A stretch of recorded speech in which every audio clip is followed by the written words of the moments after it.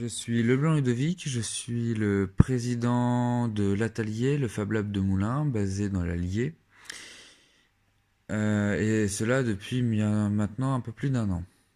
Question, quelle est la genèse de notre projet? Alors, il faut savoir que notre projet a vu le jour par l'intermédiaire d'un de nos adhérents qui s'appelle Julien, qui avait une imprimante 3D. Il a commencé à chercher un espace pour la mettre à disposition de plusieurs personnes, ce qui a fait émerger c'est l'idée de créer un Fab Lab.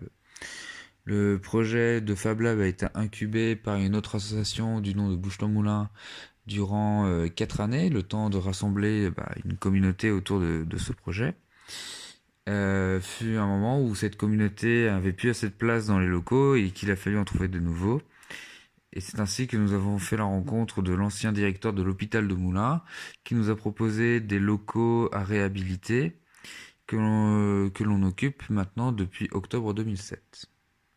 Le début de nos financements se sont faits par l'intermédiaire de fonds privés, enfin de fonds propres aux membres fondateurs, et aussi par l'intermédiaire d'une campagne Ulule qui nous a permis de nous lancer, d'acheter des premiers outils, et enfin par l'intermédiaire également de fonds européens à travers le plan FEDER.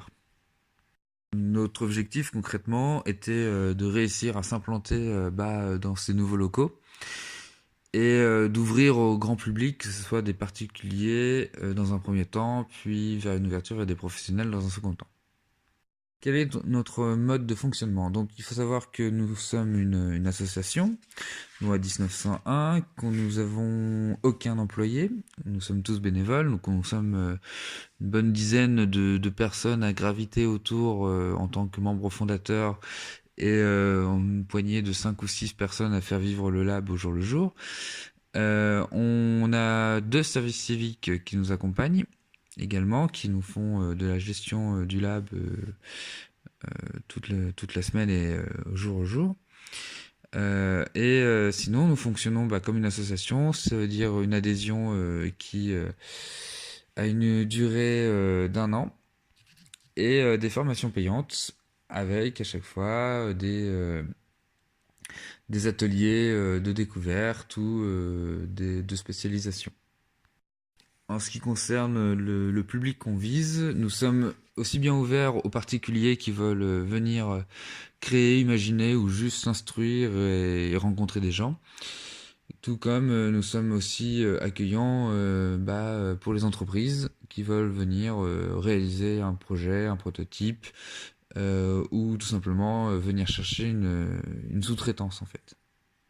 Dans notre fonctionnement en interne, nous avons la chance d'avoir des membres au profil divers et variés. Moi-même, je suis designer produit de formation et enseignant.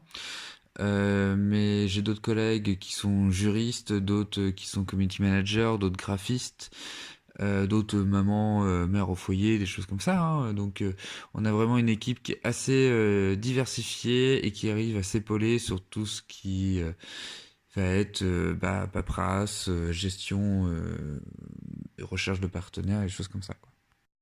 Comment comptez-vous évoluer? Alors, notre évolution à long terme, nous aimerions évoluer plus sur notre environnement local, c'est-à-dire que nous sommes arrivés au terme de notre première année d'existence, où nous avons réussi à mettre un peu en place notre fonctionnement. Et aujourd'hui, on va essayer, dans l'année qui vient, nous souhaitons nous expandre et nous faire connaître plus sur notre environnement local, ce qui va bien sûr travailler avec l'hôpital qui nous héberge pour tisser des projets, plus de liens également, et continuer aussi cette portée à l'international que nous avons déjà beaucoup déployée durant notre première année d'existence. Quels sont nos partenaires? Quels liens avons-nous avec eux? On a une bonne poignée de partenaires, plus ou moins fidèles, qui nous suivent. Pour en citer que quelques-uns, par exemple, nous travaillons régulièrement avec le diocèse de Moulins, qui nous a permis, par exemple, d'organiser le séminaire Oktobermech en octobre 2017, exactement au même moment où on a fait l'inauguration de notre Fab Lab. On travaille également avec le Sictom qui est l'entreprise qui gère les déchets de moulins et qui nous permettent notamment de faire du recyclage, de la revalorisation de déchets, de récupération de matériaux aussi, et d'être présent sur un certain nombre d'événements. On travaille également avec des événements culturels type découverte de cinéma amateur ou professionnel, des tournages, des fêtes, par exemple la fête de la rivière Allier, la mairie également, la communauté de Moulins. On a divers partenaires, que ce soit particuliers ou des entreprises également, qui soit nous soutiennent et nous prêtent main forte sur certains événements, ou nous prêtent un bout de stand pour des expositions, des choses comme ça, soit nous font concrètement des dons, que ce soit matériels ou financiers, quand on fait des campagnes Ulule. Enfin, dernière question, pourquoi sommes-nous un Fab Lab ou pourquoi nous n'en sommes pas un? Alors, nous sommes un Fab Lab. Tout est déjà parce qu'on en porte le nom, Fab Lab de Moulins, Atelier, bien entendu, mais pas que. Il suffit pas que de se dire Fab Lab pour en être un. C'est avant tout une philosophie. Nous avons pris le nom de Fab Lab puisque nous avons adhéré dans un premier temps à la charte du MIT, dans lequel nous nous sommes retrouvés tout de suite. Nous sommes facilement identifiés. Et de plus, nous nous considérons également comme un Fab Lab car nous avons intégré d'une manière croissante le réseau français des Fab Labs en devenant aussi des acteurs actifs de ce réseau également.